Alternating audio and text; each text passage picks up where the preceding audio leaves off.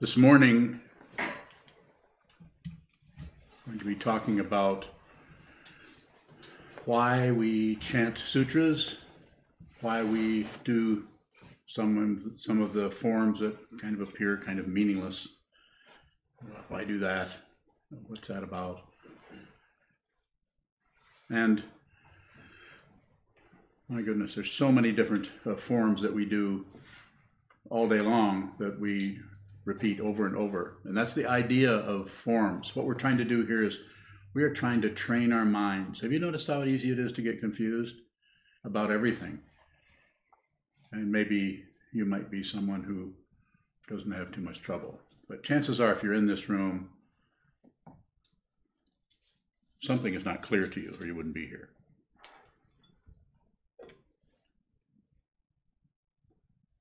So for 2,500 years, Buddhist practitioners, students of the Buddha's Dharma or the Buddha's truth or awakened truth, awakened to what? Awakened to dependent origination, not separate. If you look at any one thing, you have the luxury of locating it as something separate. But it is fundamentally not separate from anything else that you can locate. Are called dharmas. As meditators, as people who are practicing some kind of a awareness practice or some kind of training, whether it's in the Buddhist tradition or some other tradition, whether it's in the Buddhist tradition, which has not only Soto Zen, Rinzai Zen, all of the 4 Tibetan lineages, and all of their sub-lineages, which just in the Kagyu alone, there are 8 different, for the 4 great and 8 lesser schools of Tibetan Buddhism. So there's all kinds of forms that have been set up. And you'll notice that other religious paths, the so-called theistic paths, the paths that posit some kind of a creator, consciousness, or a deity, much different than Buddhism. The Buddha was a man, not a deity, although he is quite deified in cases. But even those traditions have very strong forms. In Islam, of course, I'm not a student of that, but there's 5 different periods during the day where they do a prostration. That's powerful formal activity, and body and mind are not separate, but the ego mind thinks they are. This is why there's so much trouble in the world, trouble in our minds. We're at war with ourselves in deep down in our gut somewhere, due to what? Passion, aggression, ignorance is rampant everywhere, and most the way most mundane paths work with that is to try to cover it up, eliminate it, justify it, explain it.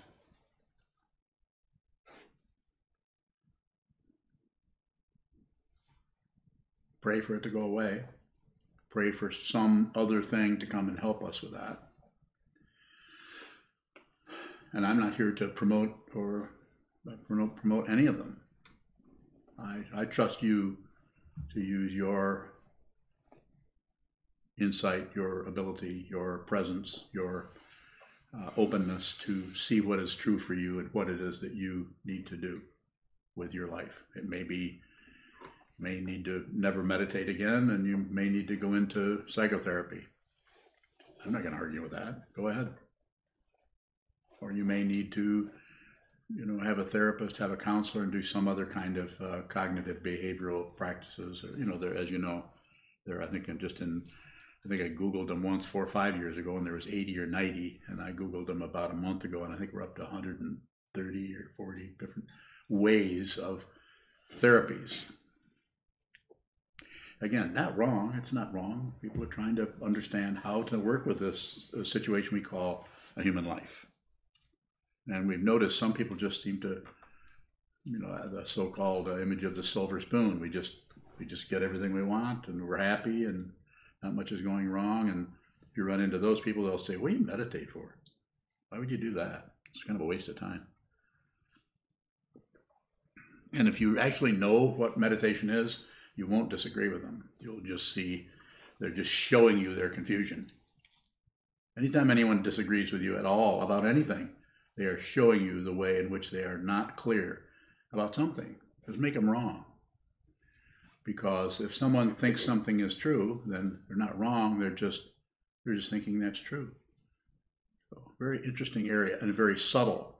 Without stretching, training, exercising the subtle part of our humanity, which is called consciousness or awareness, without training that, we tend to be at the mercy of our karma and the karma of the world, the cause and effect that's happening everywhere. We're at the mercy of it.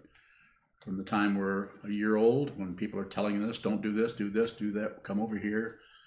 We get a little older, read this, memorize this. 2 times 2 is 4. And we get enculturated in so many different ways. Table manners is a good example. I don't know.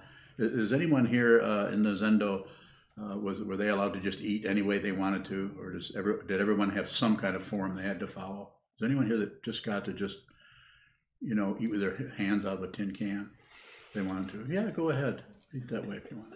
You sit over there. In fact, go on the porch.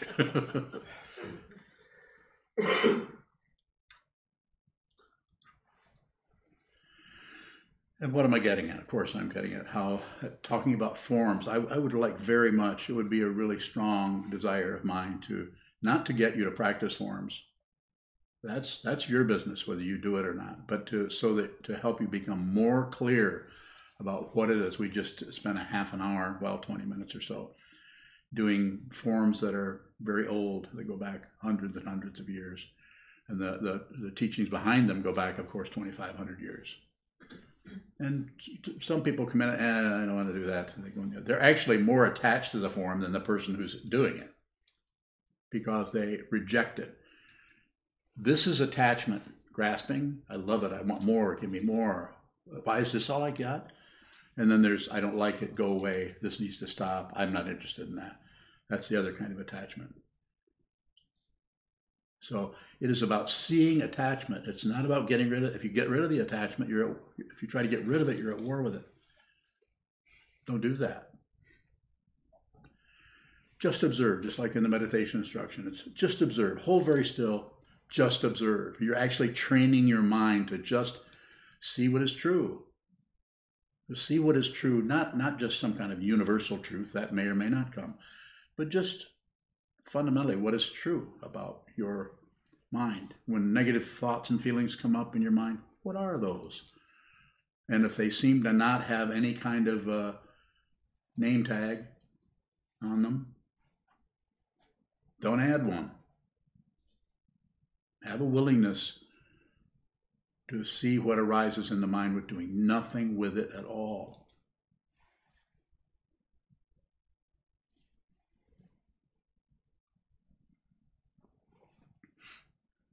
So in our tradition here, we come in and we do the Han and Bell, which is happens before each of the 3 meditation periods in the day. A different sequence of strikes on the wooden fish and a sequence of strikes on the bell, which are alternated back and forth. I don't even know them myself. I mean, I kind of set them up, but I don't know how to do that. That's for you guys to do. I'm taking a nap. But I was doing a lot of really, really strong forms way before some of you even got here. But then what I want to bring up is, look at, not that one. What I want to bring up is, look at all the forms that we do that are repetitive. Washing the car, brushing your teeth. Every day you're doing form after form after form. Sitting down at the table, setting the table. There's so many different forms that are, I would call them default forms that just happen just by being a human being. Is that a bird? Squirrel. Oh, that's without something that moves without wings? It was rather cute. Don't add your opinion to it.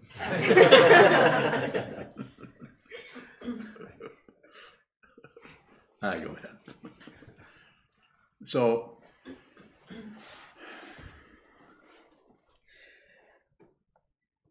when we come in and do, say we do that like we did this morning, we did the sutras, we stand, we bow first, we get up, we prostrate a total of the doshi, or the person who's making the offerings on the behalf of the Sangha to the altar. These offerings are not, you're not offering to some kind of a deity who's going to look down on you and help you. You're actually offering, you're making a gesture of offering or giving to your own Buddha nature. It's a kind of generosity that is just the form of it. Other spiritual paths actually may add more imagination into some kind of powerful being who is looking down, is going to save us. We might pray to someone. Not incorrect. If that works for you, please go do that. I sometimes say to people who are Christian, I say, if I were a Christian, which I tried to be, it didn't work. I tried very hard. I think my grandmother would have really loved it if I could become a Christian. I got as far as memorizing John 3:16, which I still remember. But I would say if that had magnetized me in some way, and I thought this is the path, I probably would have started memorizing something like the Book of Matthew, or at least the Sermon on the Mount, or something like. So I would have that right at the fingertips of my mind all the time, so I could have that. And look at that. That's something that was translated out of what, probably Aramaic, as far as we know, and different languages. We don't even know.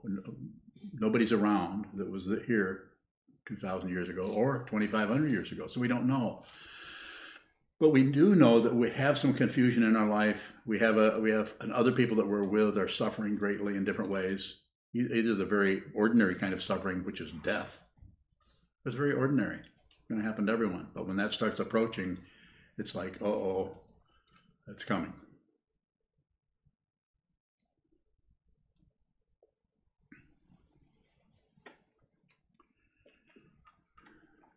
So the idea with the just a moment. The idea with the form is to put ourselves in a form so that we can understand one of the profound teachings of the Mahayana, or of Buddhism in general, and that is emptiness. Emptiness outside the concept of emptiness is simple. There's something here, but there's nothing right here. There's air or whatever. You could get technical about it, but there's form and space. Form and space. There's form and emptiness. And bringing the mind, bringing the consciousness into that area with some kind of openness, so we can begin to see what that is. We can begin to see how things arise in the space we call consciousness, how they hang out a bit and then they pass away. This is what you're doing when you're sitting down. You're holding this form we call shikantaza, zazen, meditation, shamatha vipassana, shina and laktam, whichever tradition you go to, vipassana. Just different forms of trying to see how the mind works, understand. It's become popular just to do mindfulness. Some people, Buddhist teachers, have eliminated all the forms. And these are people who may have gained something, may have had some understanding, maybe they don't. From my point of view, they are misunderstanding, as someone who's done a lot of forms, they're misunderstanding what the form is. They're trying to get rid of the belief part of it. But actually, forms are not belief. They're forms. So, Chizan. How do the forms train us? So the way the forms, Chizan asks how the forms train us, and the way the forms train us is through repetition. If you could come in and do the sutras several dozen times, and maybe it just might irritate you, because it's like, what does this mean? What is it? Or adding on. Here you're doing the form instead of just doing the form. Instead, we add on something like. My favorite thing to add on is, I don't like to do this.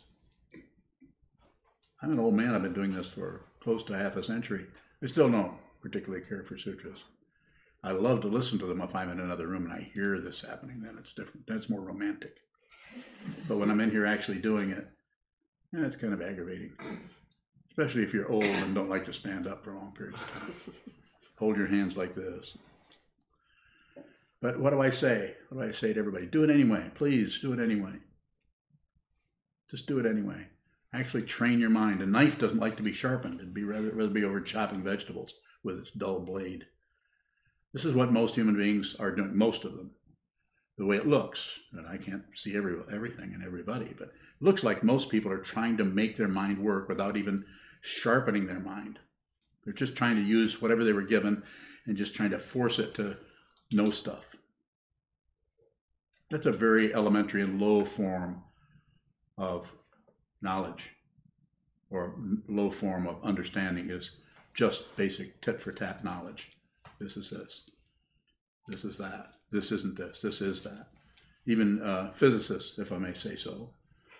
I have a physicist in the room, if I may say so. Even physicists, when they go down with a mundane activity, go down into the physical world, things start to fall apart and come apart, and they can't come up with anything that they can actually agree upon. Is that fairly close? Yeah. Yeah. So they have all kinds of string theory, and everything just starts to kind of get dismantled down there. And then when we get back up with molecules and atoms, and finally, now I can sip my coffee on the coffee table without falling through the floor, because there's nothing there but air. So it's just a way of talking about it. The very tracks we use, the very structure we use, the very tools we use to go into something are actually compromising our ability to understand what it is that we're working with. Even math does this. I mean, we think, well, math is like cement blocks, everything is always the same. Yes. How does seeing things deeply change our relationship to mundane activities? What begins to happen over time, if you just continue it, and you continue to practice, continue to stretch the awareness, continue to sit down, and continue to try to go into it rather than add to it. I'm not saying you shouldn't give something a name or have a name, but just be very tentative about the way in which you operate with names, ideas, analysis, judgments, and so on. So just by the repetition of it starts to show that everything arises in space. You can't have something arise in something that's arising. It has to arise in space until it doesn't. At some point, there are no two things anywhere. This is called a dependent origination. Or what's the fancy word for it? Pratitya samutpada, correct. And incorrect. Anytime you say anything because of relative truth, it's both correct and it's incorrect. That's the very nature of relative truth. It's actually a pack of lies. But you have to, before we jump on board that and say everything is untrue, we have to go into it and look and see the way it's a setup for us to buy into this form. That's why this is not a mundane path like, say, psychoanalysis might be. But it is a spiritual path, which actually it's like an anti-gravity machine that you actually start to lift off. It's just an image, just a metaphor for transcending this physical world. What's your name again? Junshu. Is what we chant as important as chanting itself? Good question. Is what we chant. So we need to chant something. So we have forms and we chant those. So the supplications and chanting the Heart Sutra form is emptiness. Emptiness is form. The same is true as feeling, perception, concept, or memory and consciousness. So that's important. And what we do is we say that over and over again, but it's the repetition of it and the space and what happens in the mind when you keep doing this. Have you noticed what happens to your mind? You do that, you do this just about every day. Do you do this every day? Good. So you live here. in the monastery. So that's why you would do it, because it's a form, it's structured, and that's why it was created in that way, so that someone who lives here can actually, it's like getting on a train. It's going somewhere. It's getting into a vehicle. You need to work with that. As long as you're in there, you need to work with whatever the protocol is for that. So over time, you've been here a little over a year. Have you noticed how have your awareness has changed or not? Mm-hmm. One of the interesting things, a fellow a long time ago, back in the mid-70s sometime, I only talked to him one time. His name was Richard Ron. I've never forgotten his name. He's quite tall. I think he was like 6'3" or something. And he was at the same a month-long retreat that I was at. I think it was in 1975. And he was, it was 75. And he was driving me to pick up my van, which was being repaired. And I was trying to talk to him a little bit about the Dharma. This was a silent retreat, so you didn't get to talk to anybody. So he was there. I got to talk to him, and he'd been doing this probably 6 months longer than I had. And I asked him something about the nature of mind or identity or something. I just really was trying to understand, was confused about that. And he said something, I have to paraphrase because I can't quote him exactly, but he said something like, well, since you're always yourself, you aren't going to really notice any change. So that's always stayed with me. I've remembered that over and over. I've recalled that. I think about that. I often think about him. I haven't heard from him since. But you're always yourself. Your identity, because it is unreal, is constantly in flux. So it's the very fluctuation that we tend to attach to and get our idea that we're having this feeling, we're having that feeling, and this is caused because of that, and that's caused because of this, and we attribute, and we create this whole matrix of ideas, thoughts. It's called the 7 or the 8 consciousnesses in the Yogacara tradition. The first 5 sense fields, the 6th of thinking, the 7th of the ego mind, and the 8th of the storehouse consciousness, or the Alaya Vijnana. So it's probably more complicated than that, but that's a set of concepts or forms that helps us take those forms and look at this completely crazy situation that we have found ourselves in, which is called human birth, and understand what the structure of that is and how that's working and why we tend to go into things and go to war with some things and go to peace with other things. It's a very interesting area. Question? How does the repetition of the forms, what is that training our mind to do? What it's training your mind to do is, for one thing, if you do something over and over again, you tend to get a little better at it. But one of the things that you probably noticed is no matter how many times you do it, it's never the same. Every time you repeat that. You could probably say that about anything, even brushing your teeth, which is something we probably do every day, every morning, every night. And it's always there's something different about it every time, even though it's a form. So the awareness itself of the form, we begin to understand the way things arise and fall in forms, and we begin to, over time, begin to understand there's no one seeing that. There's no solid one seeing it, and there's nothing solid that is arising. And so to do the form of holding still and watching, and then to do the form of getting up and doing prostrations, which in the Tibetan tradition are their emphasis on creation completion, on doing really intensive, sometimes millions of mantras, millions of offerings to the mandala, millions of repetitions of the Vajrasattva or Guru Yoga over and over and over and over and over again, seeing that you never can really repeat anything. Yes? Is there a difference between chanting and studying the Dharma and sitting meditation as far as how it works with the mind? Yes. What is the difference? So which one would you like to hear about first?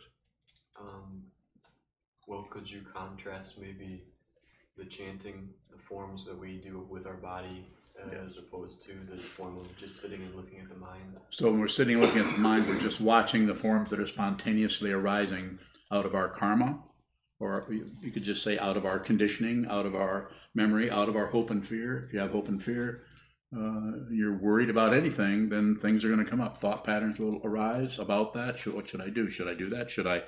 Which bill should I pay first? It could be something as simple as that. Can I get away with not paying that bill? Where can I get some money?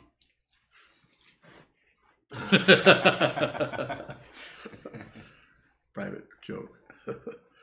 So, whereas when we're practicing the forms, then we're deliberately going in and doing a form that has been set up, that's traditional, even though we've modified it some. If someone came here from another temple, even a Soto temple, as we are, they would come in and they would think, oh, we don't have a drum line. We don't do that with a drum. We do this or do that.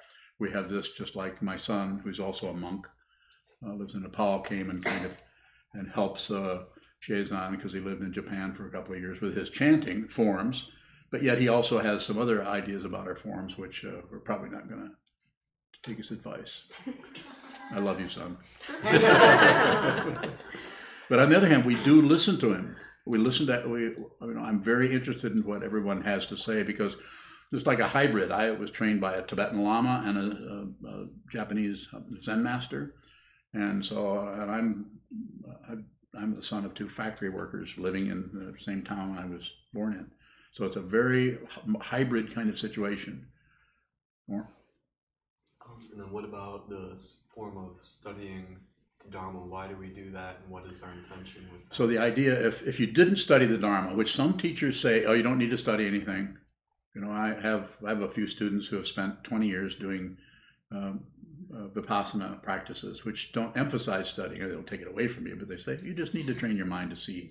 They don't work with the intellectual part of the mind. At least I haven't studied that extensively, so I don't know. Maybe there's something I'm missing. I could be wrong about that. But the way it looks is, to me, is the reason we study, 8 hours a week, 9 hours a week, as a group, come together, take a particular Dharma, Dogen's Shogenzo, the Samdhina Mochana Sutra, Lankavatara Sutra, Heart Sutra, Diamond Sutra, whatever traditional teaching is the support, the intellectual support behind why you would just sit down and look at a wall for hours and hours on end. So we need to know what that's about. So the ego mind is constantly chattering. I like this, I don't like this, we shouldn't do that, they shouldn't do that. Why am I feeling this way? Why is she treating me that way? Why are they looking this way? Why can't I was doing really well for a while and now I feel like crap.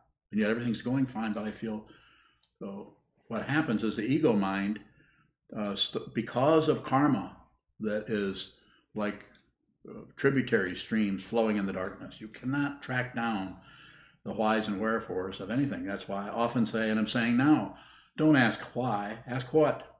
You want to ask a question? What is this? Hold still, look at the mind and say, what is the mind?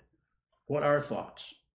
Find out what they are. If you say why, it's just, you might as well be getting on a tilt-a-whirl or a merry-go-round or a Ferris wheel. You're round and around. It's called samsara, the endless wheel of birth and death.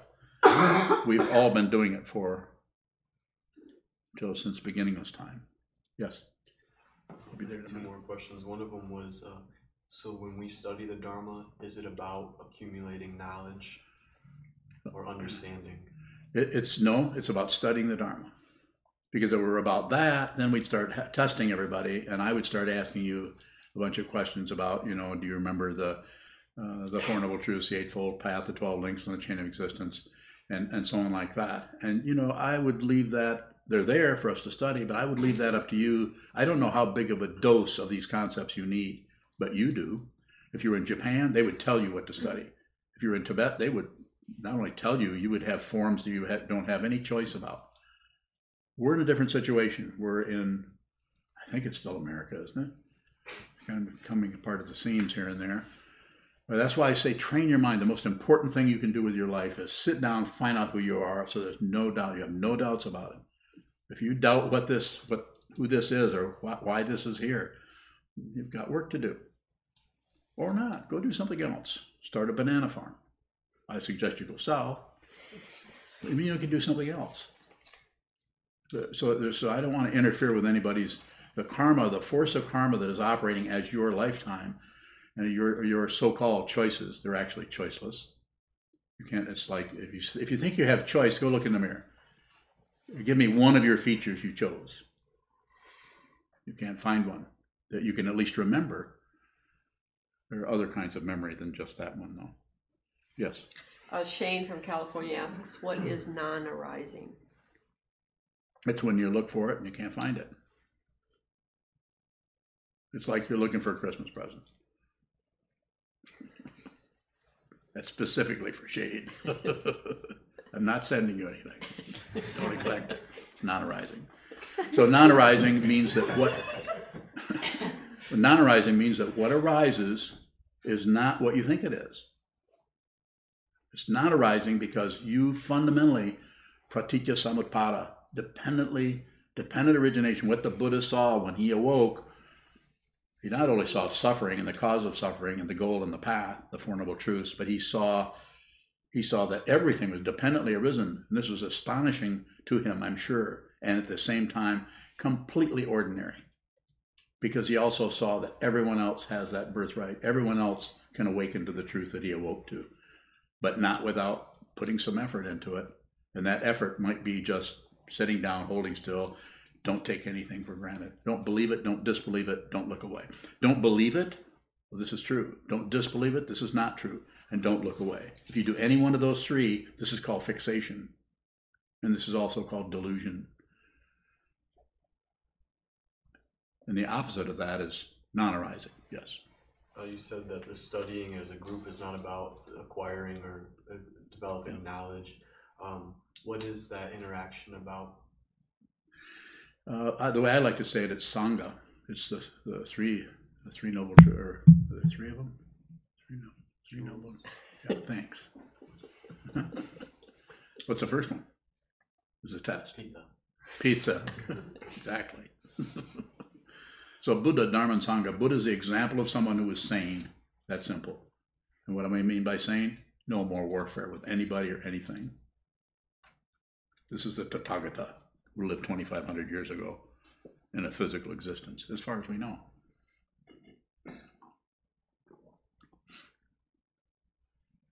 And the next one is the Dharma, or the truth that he taught, everything is dependently arisen.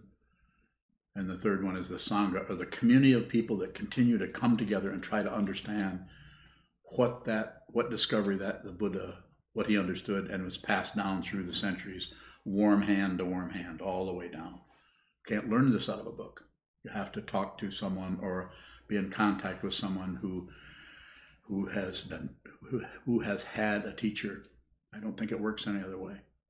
Usually, there are a few people, because of their karma, are spontaneous realizers who just, because of whatever is happening in this lifetime, resonates with what happened probably in a past lifetime, and suddenly their ego shell cracks and they come flying out, probably terrified. Because without the training of what this is, so that you can gradually move into this kind of openness, that kind of openness is startling. And quite often people will run and get medication. You read the book by Suzanne Segal. Is that how I pronounce it? Is it Siegel or Segal? Yeah, so she passed away, but she did write a book called Collision with the Infinite, where she was just standing, I think, waiting for a bus. And suddenly her ego form just left her. And suddenly she has just bare attention, just bare consciousness. But there was just enough of the, sometimes referred to as the shrapnel of ego, left to terrify her. So there have been no progressive spiritual path of slowly working with forms, facing the wall, doing the sutras, brushing your teeth, walking down the hallway, getting in your car. All these are forms. And when you differentiate between the forms, this is called delusion. There's no difference between bowing to an altar and frying a couple of eggs. This is called sacred world. Unless you see the world as sacred, everything, there isn't anything that isn't sacred. If you think there's some things are sacred and some things are evil, you will suffer, and you will probably cause others to suffer too, from the point of view of cause and effect. At least you won't be helping them too much. Yes. A question from Sheldon in Union City. Sheldon. If the mundane, day-to-day things we do are forms, what stops us from realizing the imaginary nature of self through them? You could, but we usually use that like when we're brushing our teeth, we use that as time to daydream. So whereas when we're doing the sutras, daydreams might also arise there, but it's different because the sutras there's some kind of special attention on the sutras. We don't see that the sutras and brushing our teeth are not separate. If you see that, that's a powerful insight into the nature of form. We don't see that. We differentiate them. We think that there's what I do in my everyday life and my time in the monastery. Senshu. When we relatively don't do well with the forms, Yes. Does that inhibit No. our practice? No, because that's awareness. It's awareness. If you're practicing, and you're thinking, I'm not doing so well with the form. Either you don't feel good about it, or you can't quite. You go up, and every time you go up, the incense breaks. Things, all kinds of embarrassing things like that. You trip over your robes. Well, you don't have a robe yet. I think yours is still being sewn. Is that correct? Yeah. And you do something foolish. That's actually a teaching. If we stumble outside in the garden trying to walk across to feed the goldfish or something like that, we don't see that as a teaching. But if you did it in here in the context of this form, it would arise as a teaching because it would be bring up the self-consciousness. We need to see that self. So that's why I sometimes say that when people are meditating and they say they have a good meditation, another day they say, well, I had a pretty good meditation, or that meditation was really hard. I'm not interested in that. I would, if I had a choice, I would say I would rather you have lots of bad meditations, miserable meditations. Why should you have good ones and I didn't? I had horrible meditations. But what the underlying with me, the reason I'm able to do this is because of my guru, Trungpa Rinpoche, or my teacher. Without him, I couldn't have done this. I'm way too lazy. So, but because of his inspiration and telling me that I could do it, I'm still here. Yes. What about the form on the altar? What about it? What is that form? The chunk of wood. A chunk of wood. Yeah. What else is it? It is the Buddha. Okay. What else? It is a 2 words.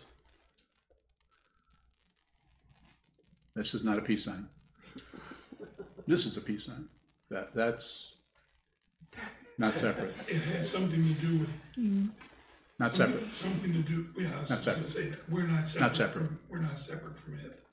Okay, good. Jeez. You didn't finish talking about the Sangha as the third Thanks. refuge. What should I say about it? Well, we were talking about it in the context of why we study together. Yeah. So the idea, Chezan's reminding me that I didn't mention anything about us, the third of the 3 refuges, which is the Sangha, and that's could be the most important if you're going to do that. It's important. I think the reason I say it that way is quite often it's ignored. Sometimes people just read books and study and meditate by themselves. And not that it couldn't work. I'm not saying that that's wrong. If somebody wants to do that, again, I wouldn't interfere with them, try to change them. I would appreciate that they're doing what they need to do. I would mind my own business. But if they come this direction, then this is the way I would, because I've been taught this way. So I would teach someone else by saying the Buddha, the Dharma, and the Sangha, the 3 jewels. We take refuge in those. So the third one is the community of people who are trying to understand this teaching. And so when we gather around the table there in the center of the Zendo every day at noon, that session is called Footsteps. Study these different sutras and have a discussion about them. It's a very powerful awareness practice because it puts us with people that we also eat with. Sometimes here in the monastery, anyone who lives here, we have our evening meal together as a community. And also we do the oryoki, which is the stylized way of eating with 3 bowls, chopsticks, and having a very formalized way of doing that, and also engage with meal chants or sutra chanting, and it's very much by the numbers. Another way of having community, eating, and bringing all those things together. So acknowledging other people and noticing the way other people, their understanding as far as say, everything is dependently risen. We're talking about that, or we're talking about suffering and the cause of suffering, and studying with someone else, we realize that their understanding is not incorrect, but it may be different than ours. They may have a different take or a different way of understanding that. We don't really go into correct and incorrect so much as the teachings are meant to help us access the true nature of who this is and what everything else is. Everything is dependently arisen, so it's not two. The two-ness is imputed by the mind that is operating out of hope and fear. The mind, or the so-called discontinuous identity that keeps wanting to have success and keeps avoiding failure, or wants pleasure, wants to avoid pain, and doesn't see that they are not separate. Separated, yes. That's the confusing part. They're separated, and we want one of them, we don't want the other one. The nature of the mind, the nature of ego is to do this. Even in little simple areas like sitting meditation and feeling that desire to have a good meditation. It's pleasant.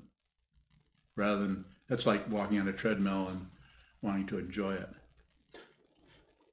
Not going to happen. It's time. We have to stop? I'll take one more and then we'll stop. Go ahead, Michael. Make it a real short. What is the repetition? Most of these forms, there's a lot of Yes. repetition. Why is there repetition? So you could, one is to see that you can't really repeat anything. So, but you have to do a lot. You can't do just a few dozen. You have to do a lot of them, and you have to notice your irritation around it. You also are doing it, and you notice someone else is doing the form a little bit different, and you think maybe it's incorrect, or else you notice that when somebody is the doan or the chant leader, like Chazan, I'm sure everybody's very critical of the way he enunciated. I know I am. You can't wait to push those buttons on those recorders. I was Yes. also wondering about the boredom of them, though. Yeah, boredom means you're giving up on entertainment. The downside of boredom is boring. But the upside is you're actually willing to hold still and not go out and deliberately have a pizza, turn on the TV, get on the computer, get on Facebook, which is pretty boring too. But you're actually willing to hold still and watch the boredom. As Trungpa Rinpoche once said, hot boredom is the beginning of meditation, and eventually it becomes cool boredom, or just like a stream that just slows down. The speediness starts to lessen. Thank you so much. Those of you who want to stay can stay for Daily Dharma Gathering. We'll stand and dedicate the mat found in the back of your blue chant books. I'd also like to remind everybody about the donation boxes we have in the hallway. We are a 501c3, so your donations are tax deductible. Please help us as much as you can. May the merit of this penetrate into all places, so that we and every sentient being together can realize the Buddha's way. Jiho san shi hu, ji son gu sa moko sa, moko ja ho. The 10 directions, the 3 worlds, all Buddhas, all venerable ones, Bodhisattvas, Mahasattvas, the great Prajna, Paramita. O Buddhas and Bodhisattvas of the 10 directions and the 3 times, please hear us.